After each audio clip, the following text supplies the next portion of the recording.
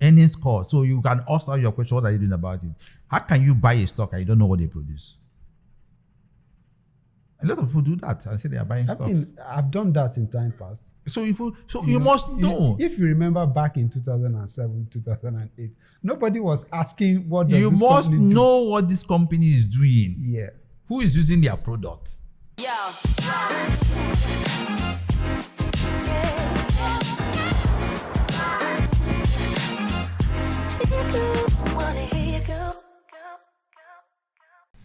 Welcome to another episode of Market Tape on Street Exchange. This is the show to keep up to date with everything investing and the global capital market. And I'm back on this show with my guy, Okudili. Neta, it's good to be here again, once again. Yeah, the cap is back. You should have the broken chain symbol. We have to promote Nigeria as much as we can. Yeah. Mm-hmm.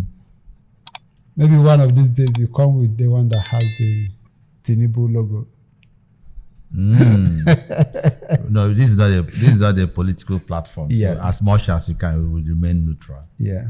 And we are always neutral. We should. We are all for the capital market. We should appeal to all segments of Nigerians. Yeah, and just a reminder that everything on this show is for information purpose, just to keep you enlightened and educated with the latest information and news from the capital markets around the world. Nothing said here is an investment advice. I will always stress that point. So how is it going in your area?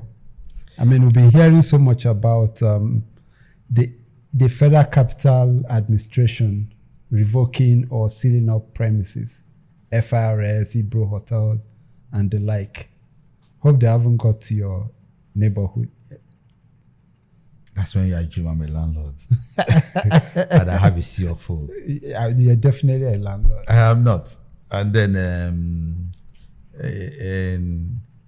in Abuja, you need to do a survey to really know those who have land that have titled CFO. So I think the revocation or the taking possession of what they said they have revoked, is particularly to those who have had CFOs, who are owing ground rents for a certain number of years. So I think they knew those they were targeted, and those should also know themselves. It's not for us. It's not for those who are not landlords. And those who don't have CFO titled documents. Yeah, but I think the point is that a lot of people don't even know. Some people who have CFO are not even aware that they are expected to pay this ground rent. Maybe because over the years, governments, successive administrations have not taken it very seriously to collect those revenues.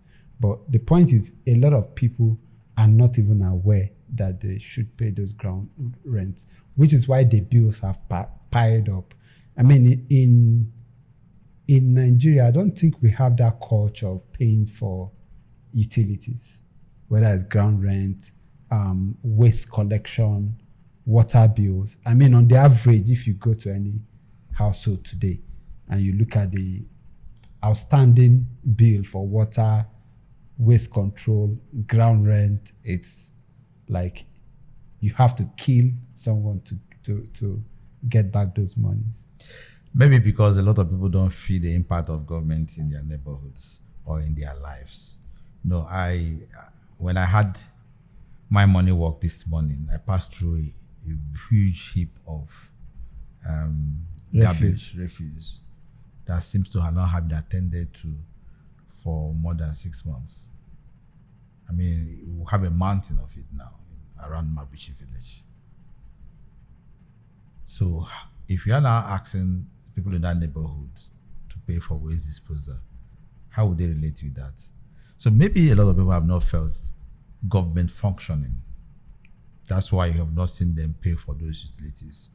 Also, a lot of Nigerians may not be aware of the Land Use Act and its implications.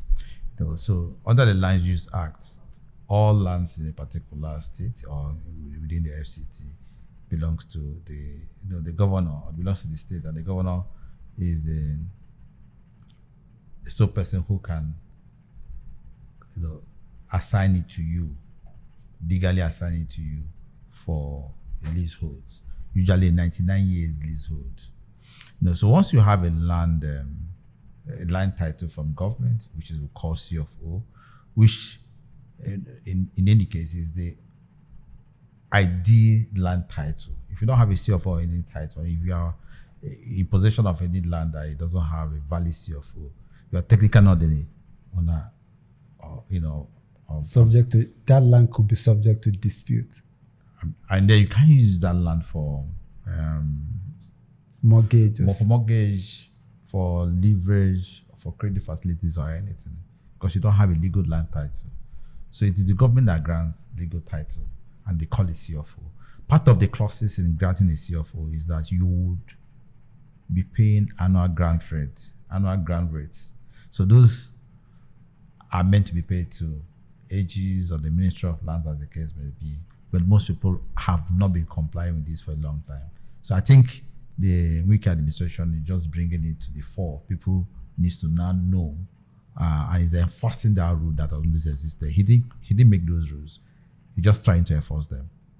Okay, when it comes to investing, we always talk about growing your assets, but we don't talk so much about making sure that you reduce your liability, or at least don't expose yourself to unexpected liabilities. Like this, it could become a problem for an investment program. How is the unexpected liability? I mean, like ignorance. You're not aware, and then suddenly you are made aware you have to pay this. And but payment of grant rate is part of the clauses stated in the CFO document. So you should be aware. And similar to this, there's the issue about taxes. Paying taxes, whether you are looking at a corporation or at an individual who is supposed to pay income tax, even if you are not a salary earner, if you're a businessman, so long as you earn income from any source, you're supposed to pay personal income tax. Or if you're a business, you're supposed to file your returns annually with FIRS and pay any tax that is due to you. And even before then, you have withholding tax, you have value-added tax, and all of those. Many people are not aware of this. Again, it's a problem because, like today, we have the FCT administration under Wike taking the issue of ground rent seriously. I suspect that tax will soon be a big deal, especially in this administration. And I think it's something that we need to talk about a bit more so that people will not be caught unawares, just like it's happening with the ground renting. People are not caught unawares because the authorities could come to your business premise and seal up the place or slam you with a tax bill. And if you don't pay, what they call it, they put a restriction on your account and you cannot, you may not be able to transact on those accounts. Very true, very true. What you have said is very true. People need to be aware of the tax implications of their activities, especially income earning activities. Now, if you are a corporate entity, you are registered as a private liability company. As long as you have an account and you do business in that name, in that corporate entity's name, the tax authorities see your transactions. They have a plug into all the banking systems, so they see from a certain volume of transactions, they can reach you and tell you are owing us this, or you're owing us that. So if you're a corporate entity, so basically you can't hide any of your account. You can't show them. As long as you have as long as you have a BVN and you are operating Nigerian banking account, whether as an individual or as a corporate entity, the government can come after you any day they wake up. That's a fact. So, but at the moment, the revenue agency that seems to be very active in going after tax payers is FIRS. No, so FIRS is the revenue agency that collects tax on behalf of the federation. So every incorporated entity pays tax to IFRS. That's what they call the corporate income tax. Mhm. So whether you are publicly quoted or private, by law you are meant to pay tax on your earnings and your profits position or your profit before tax. But with the question we need to ask are everybody complying? So we only see those in quoted companies and those who pursuing government contracts or those who need to publish or file returns to regulators are those who are voluntarily complying. Yeah. A lot of entities are not complying. And with a government like what we have today that is have enviable precedents in tax collection. So I think that what they will come against after every other person who has a tax liability that needs to pay it. So it's good that as part of your risk management strategy that you assess your tax liabilities and then make measures to engage the tax assessors to know what your ID tax should be and pay. But for individual taxes, that's a different ballgame. Now, individuals pay income tax to the government where they reside. To the state government. To the state government, the FCT. Government where they reside. So if you reside in the states, you pay to the Board of Direct Revenue of that state. Now, if you reside in FCT, you pay to the to FCT Board of Direct Revenue. So for those who are in paid employment, it's relatively easy to deduct their payee and remit to those Board of State authorities. But we do know that 80% of employers are in the informal sectors. Yeah. So, and most people in the informal sectors do not comply with the payment of personal income tax. But those in paid employment, formal institutions and organizations, they do comply and pay, and they usually will get a tax certificate or clearance. So, but I think with technology, a lot of people, whether they are aware or not, have been brought into the tax bracket. It's just a matter of time. I like what you're saying, whether they are aware or not. But that's a fact. Because once you have a bank account, they know the inflows that are coming in and what you have and the level of transactions with you. So you can't be doing 1 billion in your personal account and you're paying a tax of 5,000 naira. So one day, I'm sure that the tax authorities will wake up and the states also, State Board of Direct Revenues will also wake up and begin to go after those people who are not paying their fair share of taxes. But do they have incentives to do that today? Maybe no. Maybe the FAC allocations is too big that they are not worried about dwindling revenue from personal income tax. But the question we also need to ask, aside payee, there are a lot of other taxes, multiple taxations that the Nigerian businesses and people who are involved in the informal market are subjected to. And we need to ask, are all those taxes really getting to the state government coffers or the federal government coffers? So if you set up a business today, I bet you there are more than 10 taxes you are subjected to pay. True. A business and individual should actually pay, because they are all manner of taxes. So even though we are not paying it as payee, we may have been paying those taxes in one form or the other. So, and my question too would be, yes, it's good to improve tax to GDP ratios. It's due to ensure that a greater number of Nigerian citizens are paying their fair share of taxes. But will the government in turn apply probity, be accountable, and be transparent with the tax revenues and the resources available to government? Are they efficient in capital allocation? Are they judiciously using those tax proceeds for the benefit of everybody in Nigeria? That's the question. So until people don't see what you apply those tax revenues to, they may not be very willing to pay those taxes. That's my view. So it's like the government may not have the moral right to go after Yeah, in the Scandinavian countries, defaulters. the Scandinavian countries, the tax ratio, tax is about 50% of your earnings. People are willingly paying it, where people know that the government take care of them. So it's easy to part with it. It's easy to part with it. They know they can depend on government. They know there is a social security safety net for everybody. Are you getting my point? So those are areas where you have high percentage of tax ratios, and tax compliance is high, but the government is working and people are feeling the impact of government in their day-to-day lives. So everyone is playing their role. Everybody plays their role. Yeah.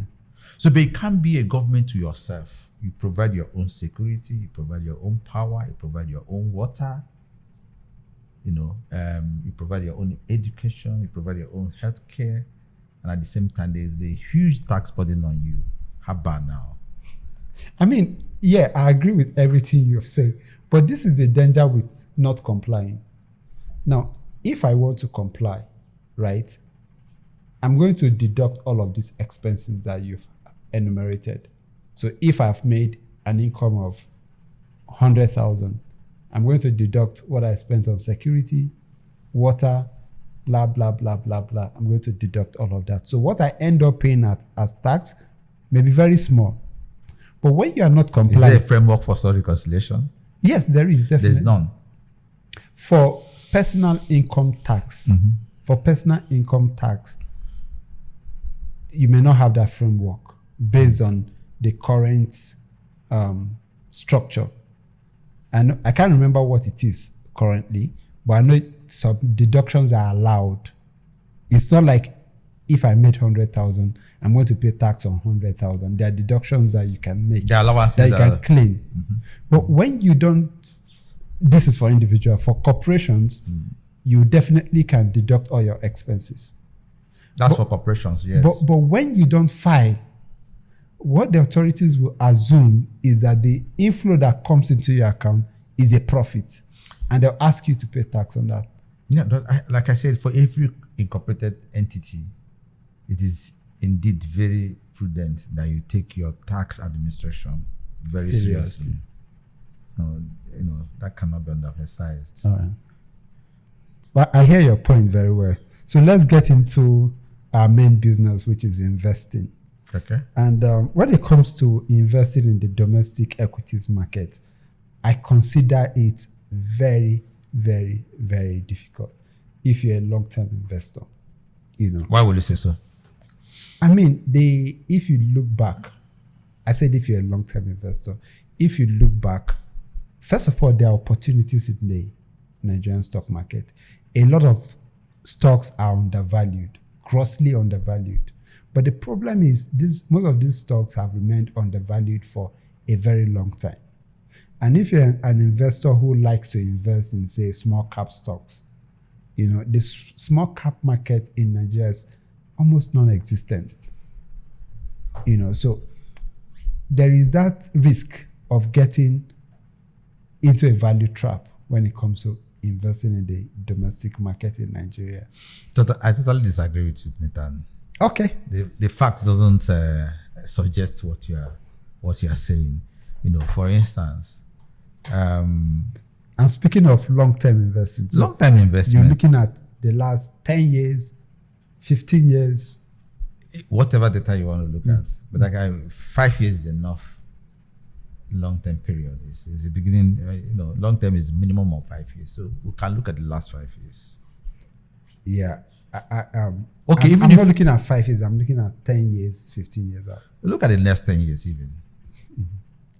And then in the last 10 years, we've had global market turmoils and up and down. This was in 2000, and the global financial crisis was in 2008. We also had some kind of financial issues in 2016.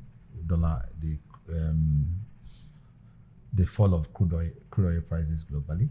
We also had the Russian-Korean War that has very huge impact on. And COVID. We have COVID in 2020. So, and the impact of COVID was even worse than 2007 and 2008. So you can't say that it was. So in the last 10 years, we may have had 3-4 major shakeups that affected financial markets. But here's the thing: I will take a few stocks. Tell me now. I'm looking at the broad market. Even if you look at the broad market, if you look at the broad market, my view, I'm not a chartist. I've never believed in charting. I believe in that companies exist to create value. And once you create value, the market will reward you. Market will reward you because they've seen the value you've created. You create value by coming up with products that the market likes, patronize. You have competent management. You have published financials that shows growth across all metrics. So you are in this sector that has a feature and a growing demand and prospects. So if you meet those criteria, the market will always reward you. So for companies in the last 10 years that have remained profitable, for companies that have constantly added value, investors in those companies, shareholders in those companies have smiled and they've benefited, compounded returns by dividends and by capital appreciations have been extremely very rewarding. And if you do the maths, add total returns, dividend plus capital appreciation over the last 10 years, it does fair compensate for even the valuation effects. Over the last 10 years. So when you mention small caps, why are they small caps in the first place? They are small caps. Small cap. It has to do with the price. And so the small number caps of shares outstanding. So small caps is price times number of shares outstanding. Now, if you are trading at 20 kobo or 1 kobo, is a market that is pricing you 1 kobo. You are a small cap. Something made you a small cap. Maybe there is no value you are creating. Maybe you don't have much impact. So does this mean that only very few come? Because you can move from being a small cap to become a large cap. Yeah. But it depends on the value you are able to create. So I think relatively, Fidelity Bank 4 years ago was trading around 1 naira, 2 naira, between 1 naira and 2 naira. You could say it was a small cap or a small second tier bank. But you can't say that today. It's no longer a small cap company. They've created value. In terms of retail penetration, it's one of the banks that have enough significant retail footprints across the country. And we can see significant businesses they funded. The first bank to finance Airpeace, that is a major utility player in Nigeria today, is Fidelity Bank, even in their small cap status. So when the market became aware of the giant strides they're able to do, market became attracted to them and started pricing them well. And they're able to go to the market and raise additional capital at 7 naira something, 7 naira 70 kobo, 7 naira 90 kobo. So something is making you become a small cap. So even in your small cap status, what value are you creating? Do you have a product that is sellable? Do you have market dominance? Do you have the balance sheet to create value? There are some stocks that have become perennial small caps. Yeah, I think that is really my point because I'm speaking of the difficulty in extracting value. That is what I'm speaking about. I'm not saying that we don't have valuable companies that are underpriced. We do have valuable companies on the exchange. But my point is that finding those valuable companies is, to me, pretty difficult because it's one thing to find a valuable company. It's another thing to estimate how long you need to wait before the market recognizes that value and starts to reward these companies. I'm just saying that it's difficult in the sense that if you look at the NGX, we just have about 100 and something stocks listed, about 160 stocks listed on the NGX in totality. Of that 160 something, you just have about 20 or thereabout that accounts for a high percentage of the capitalization of the market. So when you're talking of extracting value, you can only work with a few selection of stocks. That is the point I'm making. So, and that becomes very difficult. So if your point is saying that our market is shallow. One is not deep enough. Fine. One is not deep enough. And then two, if you look at the returns over the last 10 years, the market as a whole, it's not, to me, it's not very impressive. The market as a whole is not very impressive. But all of that has changed recently. I mean, in the last 2 to 5 years, we've seen a rapid improvement in the market capitalization of the stock exchange. We've seen over companies do 500, 800, 1,000% in the last 5 years, which is a step in the right direction. And we just hope that the current reforms will sustain that growth. That is my hope. Okay, I think that hope is very realistic. Yeah. Two rating agencies, Moody and Fitch, has recognized the impact of the reforms, and they've given us a notch higher in their rating. I saw Moody's rating of an upgrade of Nigerian's rating just yesterday from CAA1 to B3, which is significant, and with that rating will come greater attractiveness of the Nigerian securities, Nigerian the market in general, issued assets. So the market will turn a lot positive.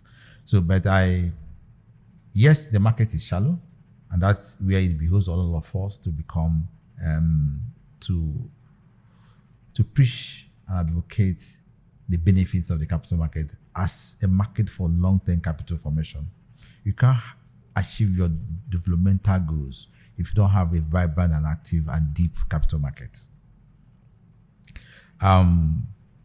Whether you like it or not, the equity market, even in Nigeria, still remains one of the surest routes to creating long-term sustainable wealth. I have an encouraging testimony I can share. Please share. Okay, so there was in 2014, there was UPDC public rights issuers. So I got for a young boy then, a kid, less than about a year, for 500,000. And I told the parents, please reinvest or dividends. All dividends that you receive on this stock, reinvest it. So after a few years, I realized that UPDC rates were not doing quite well, in my opinion. I recommended that they should sell.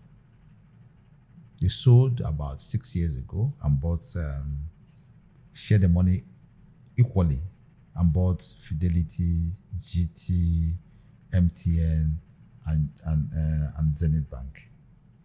And this year, I was told that they got about 300,000 naira in dividends. From that 500,000 naira investment? No, but the dividends they got, asset value, the last time we checked, the asset value is over 5 million. So you see clearly the power of compounding, and you see the growth, because when they bought those shares, there's capital appreciation, of course, that has benefited, but we've also been gradually buying, and most of the shares they bought are in this habit of paying dividends twice a year. So every kobo is reapplied. The boy has not withdrawn a kobo from that portfolio. But I'm saying that he got about 300 to 350,000 naira in dividends, which they are reapplying to buy additional shares. So, and the boy has about maybe 8 years to 18 or 19. And 18, if you say this, okay, this is the fortune have been grown for you from a gift in 2014, and this is what the Oh, value is. you gave it to the boy as a gift. Yes, it's a gift. Yeah. Instead of giving out the money, I'm related to the boy, so instead of giving them money that they use it to buy bed or bill, I said, no, open an investment account. I want to buy this, and this is the instruction. So most of nieces and nephews and all that, I would tell the parents, please open an account and give me the account number. In fact, I told one of my relatives, which is awesome. I mean, and she has not opened. And then one of my other relatives said, "You are missing, no. You are indeed missing it. Go and open that account and give him the account number." Because once they open the account, we can now go and create a CSS account and buy investment, and then have a strict understanding with them. Please do not take any kobo away from this portfolio. Show the boy or show the girl when they turn 21 that this is what their uncle gave them. I mean, so that should be the way to go, because when you buy gifts, after a year or two, everybody forgets about that gift. But this is something that can be left as a legacy for kids. Okay, that's I learned in the course of this that wealth is grown over time. So I'm not trying to show you or explain more or give evidence to why I think the stock market is still the best way to go. Given that testimony, what I've seen from this boy. Agreed. And it's undeniable. It's undeniable. And I don't know, maybe you misconstrued me. I'm not by any stretch of imagination saying that we have a lot of alternatives to the stock market in Nigeria. All I'm saying is that picking stocks the way you have done is difficult for many people, including myself. So Nathan, here's the thing. If you want to do a retail investment in Nigerian equities market, and you're not willing to do simple research, do not participate. Who does the research? I as the client, or someone does the research? You as a client.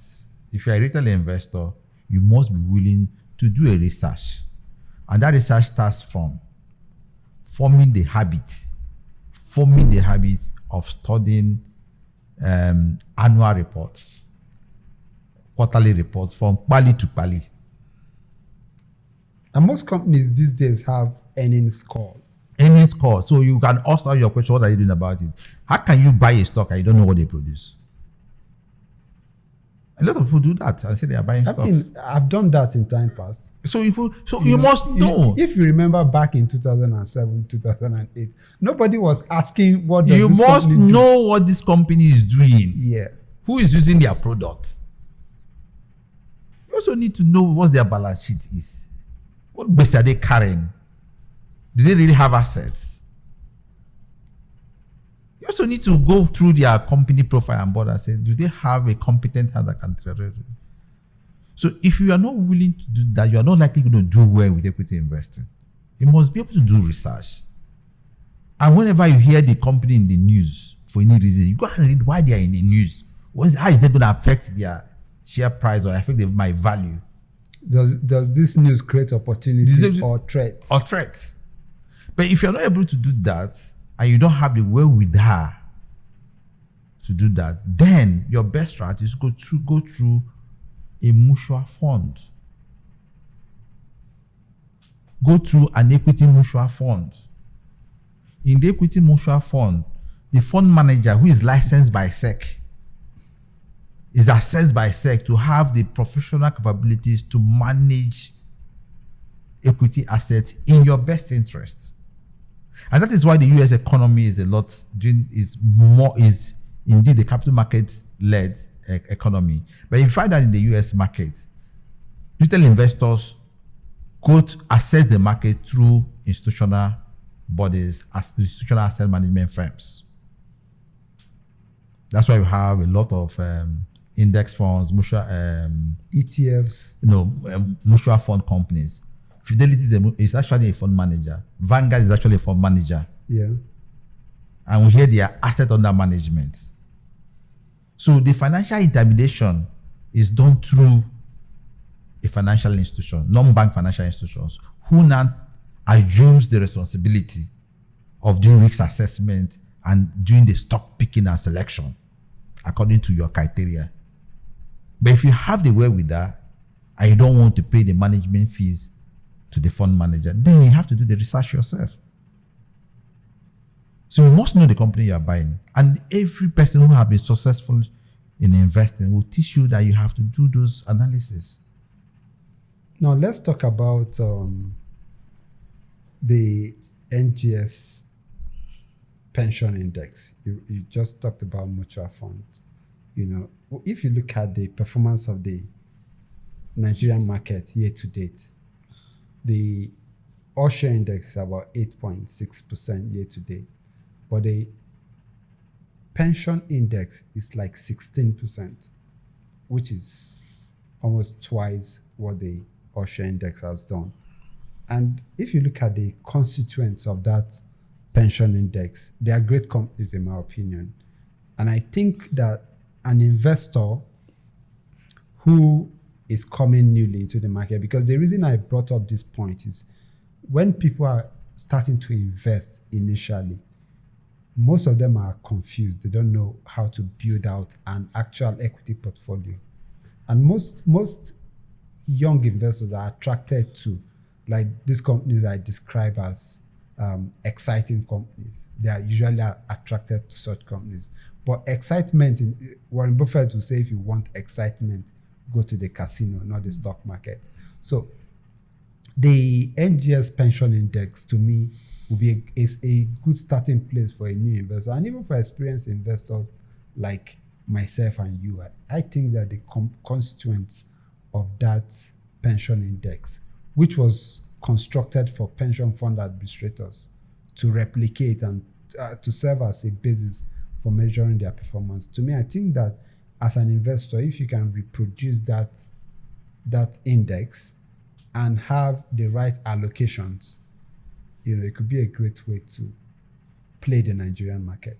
Very true, I concur.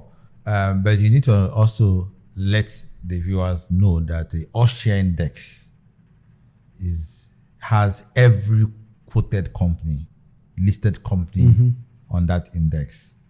So it's not a good gauge to assess equity performance per se. So, because every listed stock is there, so even those who are laggards will drag the index down. But the pension index is a more attractive index to follow if you want to approach investing. And like you mentioned, is used as a benchmark to make sure the equity performance of the pension fund administrators and the pension assets. Very good. And it's also important that we look at the criteria that sets up the pension index. One, it must be profitable. It must have made profit in the last 3 years. It must have paid dividends at least, in the last 5 years or thereabouts. You must be highly capitalized, you must be liquid, you must maintain a minimum float and all that. So anybody who is starting as a new investor can look at maybe doing a subset of the pension. I recommend, the pension index has 40 stocks. I would recommend going to replicate the entire 40 stocks and the weighting. So you can look at the 40 stocks, segregate them into sectors, and then maybe pick a maximum of 10 and have a portfolio of 10 stocks drawn from the pension index, sector by sector. So if you have the banking sector having maybe 10 stocks in the pension index, you can take, and then the weight that the banking industry has on that index. So you can replicate, select maybe 3 or 4 and assign the same weight as that for your portfolio. So go to the consumer sector. So just isolate and have maximum of 10 stocks. And those 10 stocks are 10 stocks you will also commit to following their trends. But you can replicate the weight among those 10 stocks, and then start your investments with those 10 stocks, and most likely your stocks will behave in line with the index. So if the index is doing 16, you're most likely going to do around 16 also. So in the context of the Nigerian stock market, what would you say a diversified portfolio is? Because you mentioned maximum of 10 stocks as a subset of the pension index. You mentioned 10. Yeah, the pension index is also categorized into sectors. So first, look at the categorization within that index, sector by sector. Then draw out certain companies from the Each sectors, from each sectors, and then how many have a maximum of 10. Yeah. So I'm speaking in terms of the total number of stocks that you have in a portfolio. What would you consider as being sufficiently diversified in the context of the Nigerian stock market? How many? How many stocks? It's not a matter of how many stocks. If I have 10 stocks and all the 10 stocks are in the banking sector, I don't have a diversification. Okay. Let's say you have two banking. But if I have, and it can't be 2 or 1, even number of stocks across sectors. No, the sector don't have the same weight in the economy, in the market caps and all that. So we can look at market capitalization and say, okay, the banking sector is 30% of market cap. So maybe my portfolio will be 30% banking. So now I've selected the best performance in banking. That will give me 30% of my portfolio. The industrial sector, telecom sector is so and so of the GDP, is growing, it has good prospect, it's so and so of the NGX and all that. Maybe I add a allowance for my growth expectations, and then say, okay, maybe this will be 20% or 15% of my portfolio. I select the stocks that will give me 15% in the telecom sector. I go to the manufacturer, I go to first consumer goods and all that. I do the same. I go to agriculture, I look at what the composition of the index is and the available options and all that. So maybe I pick one of them. Both the agriculture sector doesn't really have much options. So I pick 1 or 2 of them, add it to the portfolio. It does too actively. The agriculture sector. When you consider the likes of livestock and the livestock and Ella Lakes, they are still part of agricultural sector stocks. So you just look for the. Are you heavy on those? On livestock feeds and Ella Lakes. They are not in my radar. They are not in my watch list. I mean, you mentioned it. No, I'm just saying that they are agri sector stocks. Yeah. So you understand. So like I said, I always have a compelling reason why you should own any particular stock. Based on the value you can see them deriving for you or churning out for the economy.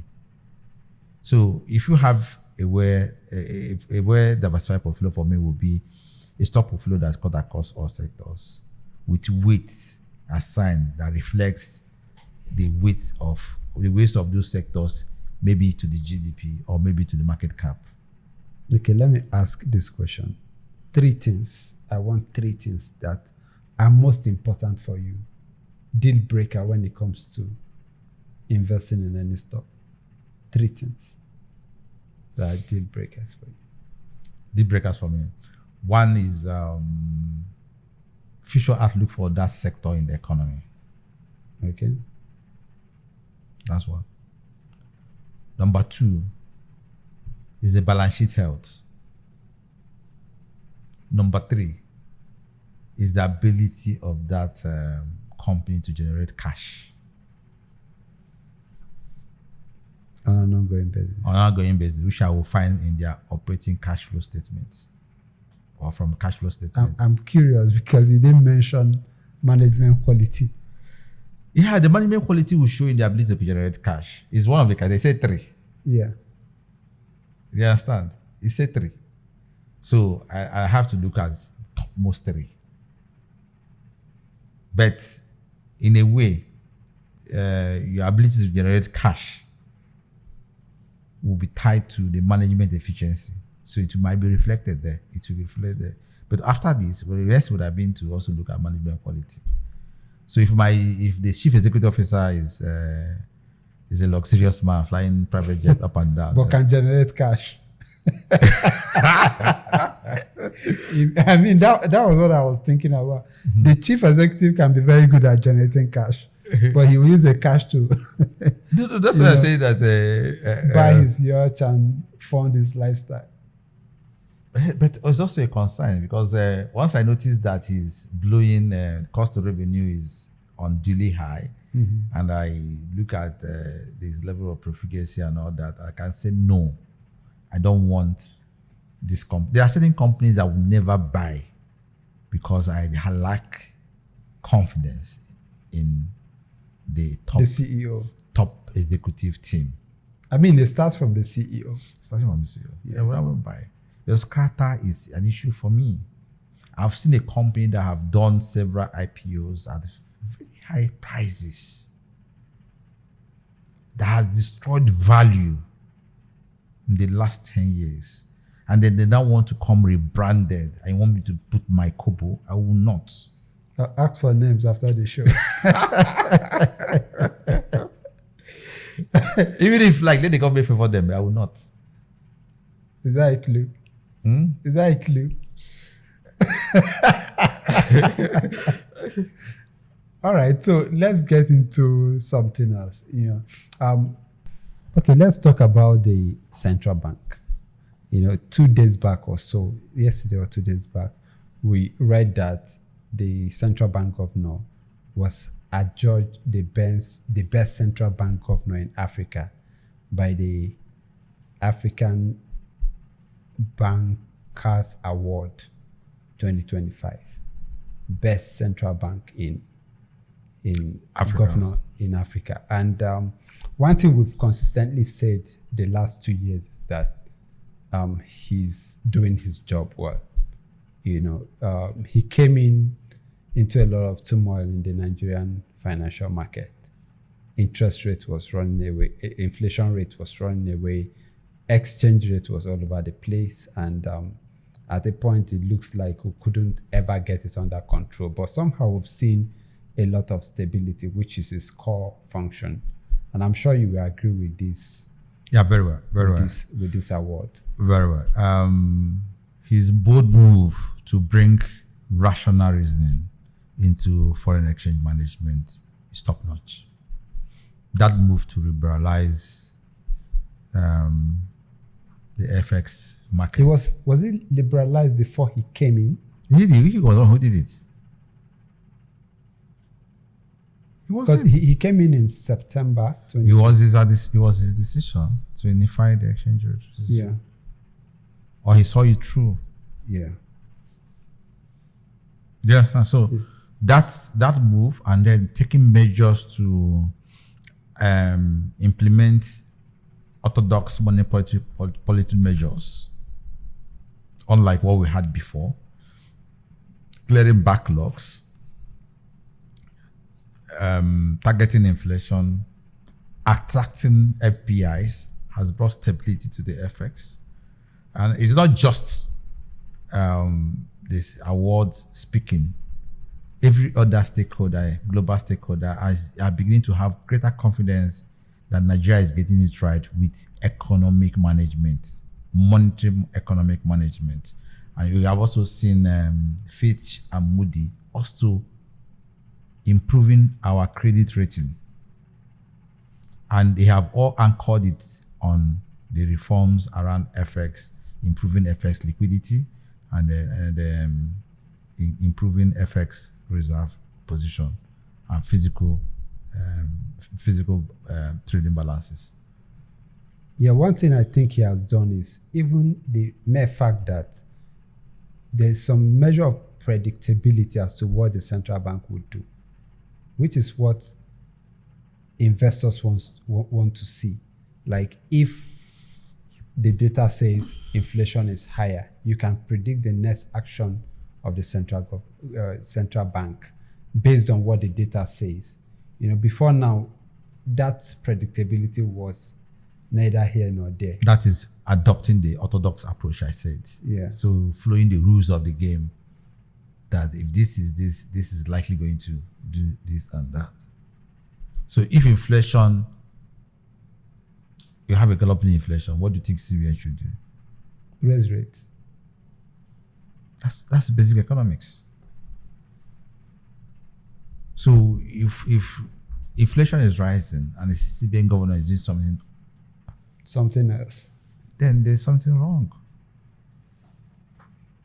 Okay, I mean, last 2 days we saw the So I concur with you. The investors are having greater faith in the ability of the central bank management to take rational decisions.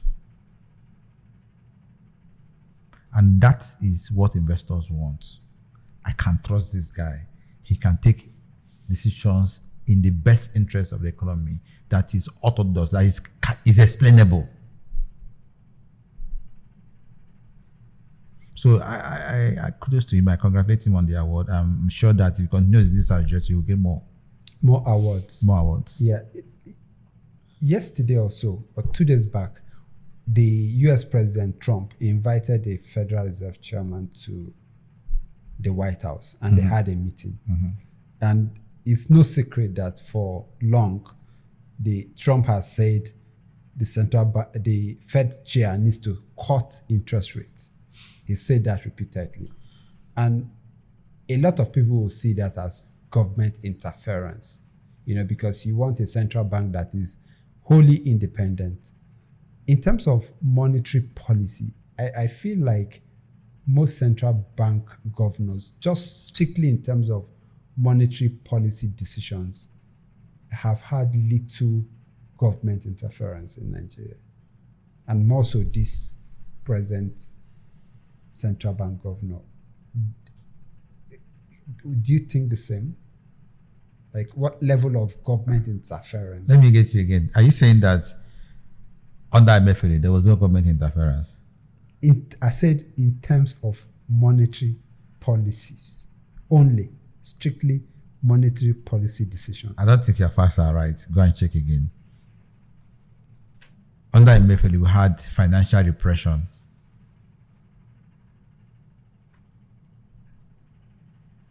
Interest rates were not aligned with market realities. Which of the rates? Because at the point we had different rates. I'm not talking about exchange rates. I'm talking about interest rates. I know. I'm talking. Even for okay now you even had for exchange rate, for interest rate, I'm saying there was a point we had treasury bill rates very low, inflation rate high. That's financial repression. MPC high. We had financial repression. The prevailing interest rates were not in tandem with market realities. I did not give the market the latitude and freedom to operate in line with market dynamics. So under this CBN governor, he's more orthodox. But what the point I want to make here, we are trying to make an analogy between Nigeria and the US. In Nigeria, I cannot boldly say that the CBN is fully autonomous. They are not. It is heartwarming. Under Emefiele, I think that he was under undue influence from government coffers. But under Cardoso, we are seeing the body language of somebody who is a man of his own, who is holding his own onions. You understand? Who is taking decisions in view with rational reasoning. So he doesn't seem to be influenced. But we have seen in the past government interference in the actions of the CBN or the CBN governor. We saw the fight between Jonathan and Sanusi. Caused by interference. It's an interference. Then we saw Jonathan interfered. Well, they felt the man was. Was it because I was careful when I said in terms of monetary policy decisions. there could be other interference. When you attempt to remove a CBN governor who ordinarily should be insulated, to me, that speaks more of the independence of that CBN governor, because you only remove somebody who is not doing your bidding. Yeah, but the government was trying to interfere in the normal workings of that institution. So, what is happening in the US, more or less, shows strong institutions. You can see strong independence by the chairman of the reserve in trying to, counter Trump as much as he can. Even when he has been publicly told to resign, he said he was going to stay. Yeah.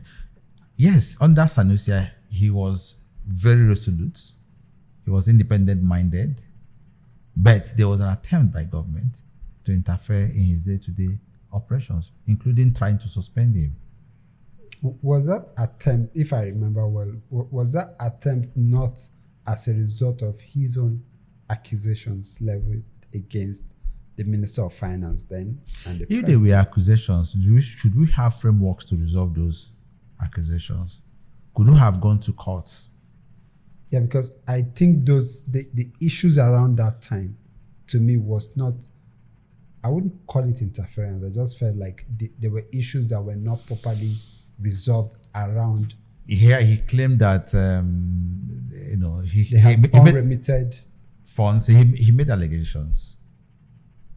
Was the best way to attempt to remove him. You undermine the institution. As much as Trump doesn't like the chairman of Federal Reserve, has he tried to suspend him? I mean, I won't put it past Trump. I won't put anything past him. No, has he tried to suspend him? Because the institutions don't allow him. So until we grow very strong institutions in Nigeria, it will be difficult for us to make big progress, giant strides. So we are playing strongman politics, strongman governance in Nigeria. We are not growing the institutions. Our institutions are very weak. And that's the bane of this country.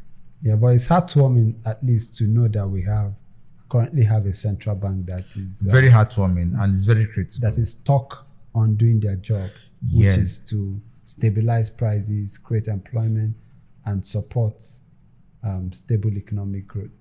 Very good. I commend him, but I also don't think he had much options, because in the last 10 years, Nigeria seems to have regressed. Got it wrong. Got a whole lot wrong in the last 10 years. So this current administration, I do not envy them based on what they met on ground.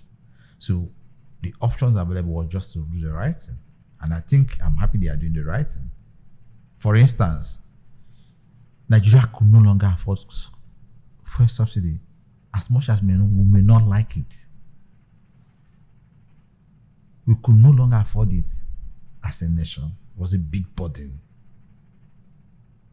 And we cannot have continued to have multiple exchange rates. So you also need to factor in what was the situation they met on ground and what was the available room for maneuver that they had. Yeah, in as much as we look at all of these, the competence of central bank governors, what they have done and what they have not done right, I also admit that job is very difficult. Indeed.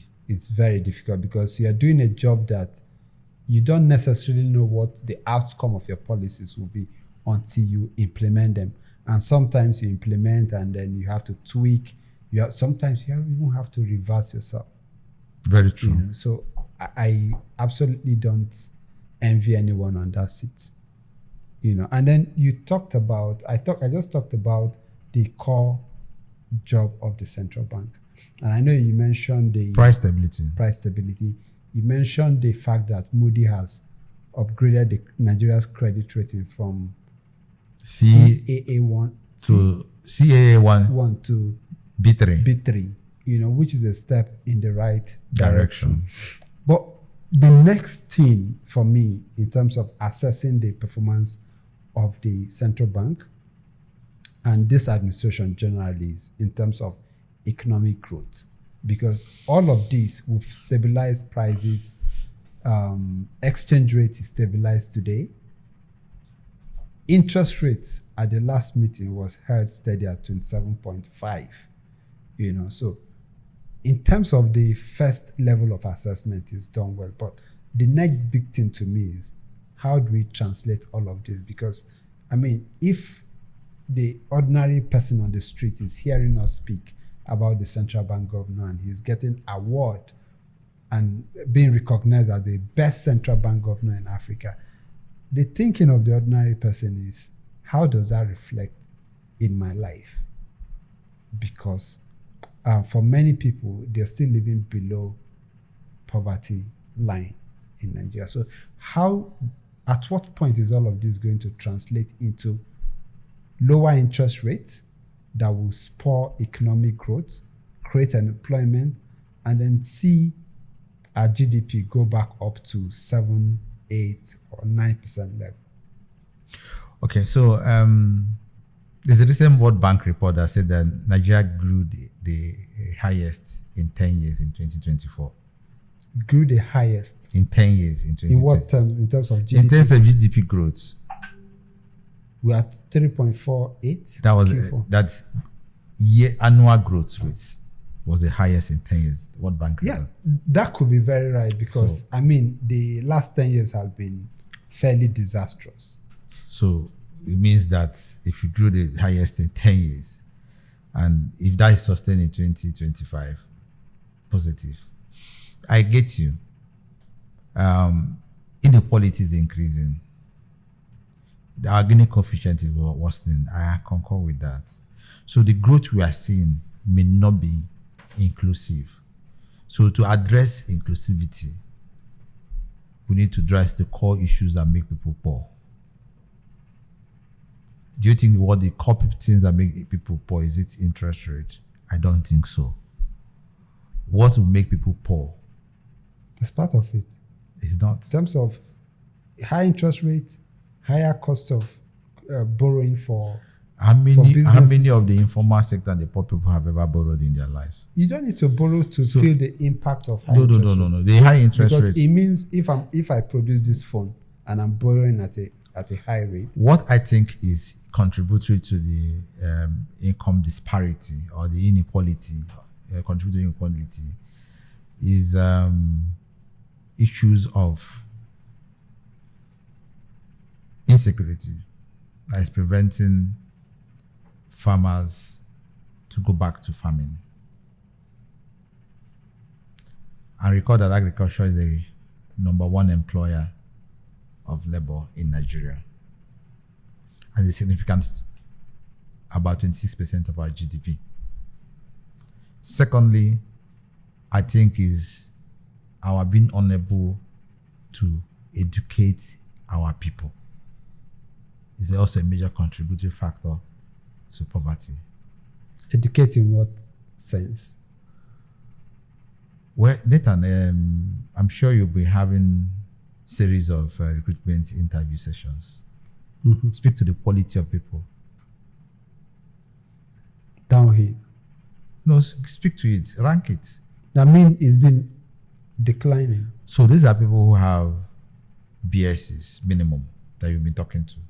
Now, what about those who are in their 20s and 30s and can't speak, can't read, and doesn't have a skill set? I counted them daily. Imagine some people who, for some cultural and faith-related reasons, were just sent out to the streets. and they are suddenly adults in their 30s, what can they offer the society? Or what can the society offer them? What can they offer the society? So the outcome of non-focus on education is also a contributing factor. I'm also very happy that the recent news I heard that the president has committed to paying 45,000 naira stipends to students or pupils in technical colleges. Very key, very commendable, because you need to have people that have sellable, marketable skills. And reward them. Reward them. You see that we have shortages of skilled mechanics. As simple as it is, mechanics. We have shortage of good mechanics. We have shortage of good plumbers. We have shortage of good medicine artisans. We have shortage of good welders. And a lot of people do no longer believe in going to do apprenticeship to learn technical skills. So education is extremely very key, and skill acquisition, knowledge acquisition, and skill acquisition. I think it's a very complex problem, because I was having a conversation with someone yesterday, and we're talking about people will consider the class of people will consider people that do menial jobs, And the problem with this segment is that we don't even have a culture of paying them well. I mean, I give you an example. If I'm a mason and I say I'm a professional mason and I'm charging, let's say, 500 per block, how many people will pay? People are going to say, no. There's somebody willing to take 150 per block who is not a professional. But is it not just to put one block on the other and put plaster on it? Well, maybe you're not in terms with regards to medicine, for instance. Maybe you're not in tune with reality. A year ago, they used to charge 5,000 per day. Per day, yeah. Today they charge 12,000 naira per day. The unskilled ones. The skilled ones, the skilled medicine people. Who studied medicine. Who did not go to school, but just know how to lay blocks. So I'm saying this guy's charged 12,000. Yeah, but how about if I went to school, studied this, and I'm charging 24,000? How many people will pay that 24,000?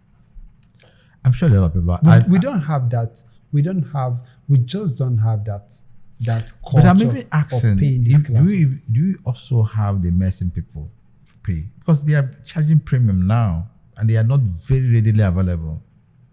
They are not very readily available.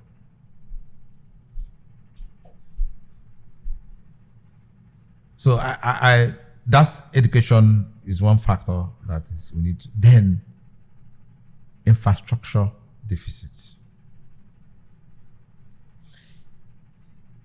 I went to Jos recently, and somebody was selling a whole basket of avocado pears to me for 2,000 naira. Meanwhile, in Abuja, one of such avocado will go for 2,000 naira, 1,000, 2,000. But someone was willing to sell a whole basket for me for 2,000. Now, if you go to places like Benue and all that, you see oranges and mangoes getting rotten along the street and all that. If you have the infrastructures that can ensure that it is minimal produce wastage, you create wealth for those involved in the agricultural sector. Even if you create the infrastructure that provide access, so access to market for farm produce. Now, do we have, for instance, how do you transport tomatoes from Jos to Port Harcourt?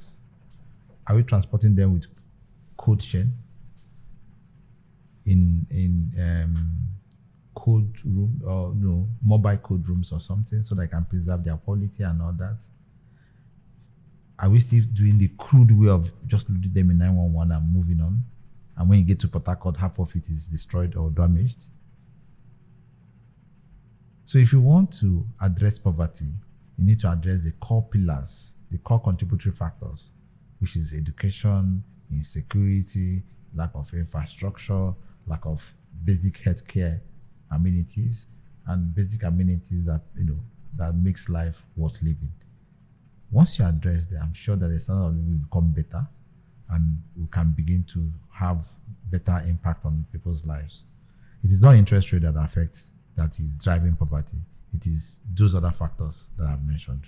I mean, I think I agree with you with all of this, but I think it is a lot of moving parts that whether it's the central bank governor, the administration, the Ministry of Finance has to deal with. It's a lot of issues, collectively, and I can't even envy them because, you only can take one step at a time. Because if you want to address something like education, it's going to take at least the next 8 to 10 years. Well, let's even start somewhere. To address that. You just mentioned the fact that the president has approved to pay 45,000 to people in technical colleges, which is a step in the right direction. So, but I'm saying that a lot of decisions like this needs to happen for us to turn things around. So it is a lot, and I can only hope that the central bank governor also mentioned recently that one of his objectives is to build a $1 trillion economy. Maybe it's not the CBN governor's objective; it is the president's ambition. Oh, by 2030, to have a $1 trillion economy. I mean, if we're able to achieve that, 2030 is like the question is, what are we doing to achieve it? Countries like Indonesia and India that have achieved over $1 trillion economy grew at a pace of about 7 to 8% every year for over 15 years. We can't be growing at 3.5 or 3.2% in GDP growth and then we'll hope to achieve a $1 trillion economy. We need to. So you're saying that it's unrealistic? It's not unrealistic. It's very realistic, given the potentials that we have. We are currently around 300 and something $billion. Enough, less than $200 billion. I think it's about up to 300. We are number 4 in Africa. We are number 4 in Africa. So if South Africa is number 1, Egypt is number 2, Algeria is number 3. We are number 4 in terms of GDP ranking. And we used to be number 1. Yeah. So if we are 2, whether it's 2 or 300, how long will it take us to? At what rate do we need to grow at in the next 5 years to hit 1 trillion? Later, I did a research around this, and we looked at countries who have achieved this and what they did. Number 1, your growth rate has to be very significant. Indonesia, 10% India. At 300, 10% growth rate will not get us to 1 trillion. Even 10% growth rate. For the next 5 years, if the goal is 2030. And we can't even do 10%. Okay. What's your projection for the end of this year? Maybe 4. Even if you do 5, it will be a significant leap. But we may not get us to. But leave even the GDP growth. The second factor for us to get $1 trillion economy is to also move away from Vietnam, moved away from commodity-based economy to service and manufacturing-based economy. So we also need to ensure that we have greater number of non-oil exports. Then countries like Chile, that has also significantly achieved a higher standard of living for their people, also leveraged their pension funds and invested in infrastructure that now provided an enabling environment for people to be at their highest productive potential. So it's not just about GDP. There are lots of other things that needs to get right for us to. They also look at the policy reforms and institutional reforms. What is the fidelity in our banking system? Sorry, in our legal system? How are contracts enforced? So those are things, and we can't also achieve the $1 trillion economy unless we are very attractive as an economy, so that FDIs, not FPIs, can flow in. As we speak, we are one of the least investment destinations in Africa. So we need to reverse all of that. All right. Let's get into earnings report. Last week, we closed the show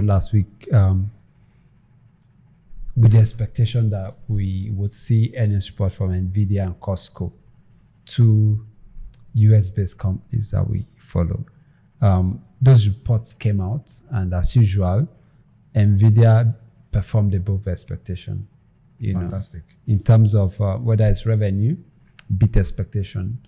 Sales grew by 69% year on year, 69% growth in sales. Most of that growth came from the data center, which grew at about 73%.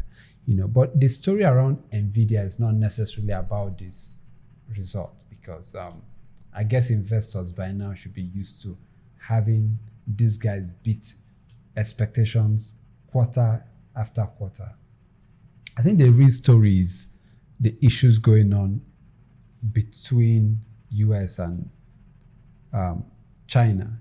US placed some export restrictions on the chips produced by Nvidia because Trump felt Nvidia was empowering Russia to Russia or China? Sorry, China was empowering China by selling advanced chips to China. So he thought the best way to go about it is to place restrictions on sale of chips to China. But Nvidia is saying, look, this market contributes to about 20% of our earnings currently.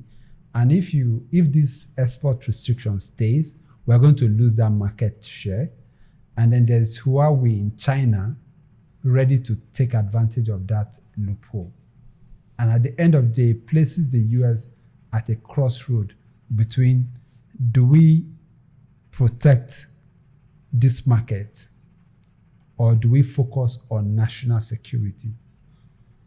And I don't know, any way you look at it, it's not favorable to the US, because if they focus on national security, Nvidia will lose that market share, Huawei will step in, and I don't think they are incapable of producing chips as advanced as Nvidia.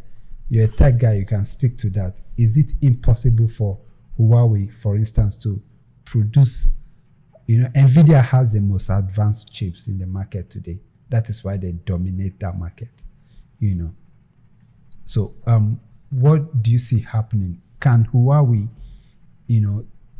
if these restrictions stay, can Huawei produce chips as highly advanced as the current chips produced by Nvidia? Okay, Nathan, let me take you back to maybe history. A time was when we associated everything inferior to Chinese products, right? Mm-hmm. We felt that they didn't have the capability to produce anything of quality. And every other country outsourced production of what they considered non-significant to China. Over the years, China was reinventing itself, moved from producing the toys, the entertainment, all what we considered non-critical, and have moved to heavy tech industries, to a point that today, in terms of heavy-duty equipment, we have significant Chinese play. Today, even if in the main manufacturing sector, Chinese-led firms have the best costs cement factory production of design and manufacturing in the world. Best cost efficient cement manufacturing. So they have come of age and they are now a big tech player. Even in the electronic vehicle, they were overtaking even the US. Their BYD electronic vehicles is without restriction, without tariff, does a whole lot better than Tesla, even with better features. Now, I've seen their Cybertruck and it looked very beautiful. So the chip is just one area that a matter of time what they have achieved in other sectors. Even today, even in the heavy equipment, heavy duty trucks or vehicles, we now have the senior truck almost dominating our roads. Yeah, that is for sure. That's for sure. So it's just a matter of time. That same Chinese culture that believed in reinventing and getting better every day will come and produce a chip that might be better than what Nvidia is doing today. So I think, in my opinion, that the US is waking up maybe too late to the threat that China poses to them. China wants to take over the leading role in global affairs, and they want to be the dominant factor in almost all spheres of life, including technology, and they are already showing that. Yeah, and for Nvidia, the CEO was in China some weeks back. He's I think he's considering producing chips in China, setting up a factory to design and produce some of these chips in China itself, to boycott some of these export restrictions. I brought this up because in today's world, the job... Yeah, but it's not just to produce chips. The US government is telling NVIDIA there are certain chips they cannot sell. They cannot without export and sell. Even the intellectual property to produce it. Yeah, so the point I'm making is the fact that the CEO is not sitting down and he's not just focused on the technical aspect of their business. He's talking to the Chinese government. He's talking to the US government. In fact, he was on Trump's, what's it called, his entourage to the Middle East, which has even won them some deals in the Middle East. Today, they are starting to sell chips to the Middle East, governments of Saudi Arabia and United Arab Emirates. And setting up the regional AI projects in Middle East. The Middle East, which I think is going to expand their market, which is why personally I still have Nvidia as even the outlook as a buy. Even the outlook projected that within the restriction of the sale of certain chips that may amount to $8 billion, that they will still beat expectation. So the outlook is still quite positive. Now the demand for their GPUs to power data centers is increasing. Demand for more data centers are increasing. So the demand for their products is still upbeat. So it's not the restrictions may not dampen their earnings expectation. Okay, great points. So let's talk about Costco, the second company that reported. Costco is the third world largest retailer, and I guess about the biggest retailer in the US. And this company also is great at not necessarily beating expectation, but they have a business model that kind of sustains expectation. Let me not say beat expectation, sustain expectation year in, year out. And this year again, they managed to grow sales by about 8%. One of the most interesting aspects of that report is e-commerce growing at 14.8%. And they did all of this at a time where we're having all these tariff and trade wars between the US and the US and governments around the world, both Europe and Middle East. So the expectation is that retailers like this will be impacted by this trade wars because many of them import products from outside of the US and sell to the US market. But somehow, even the merchandise cost increased by just 7.9%, which is impressive to me. No, I think we don't have enough data to appraise the impact of the Liberation Day policy yet, because this result is as at maybe April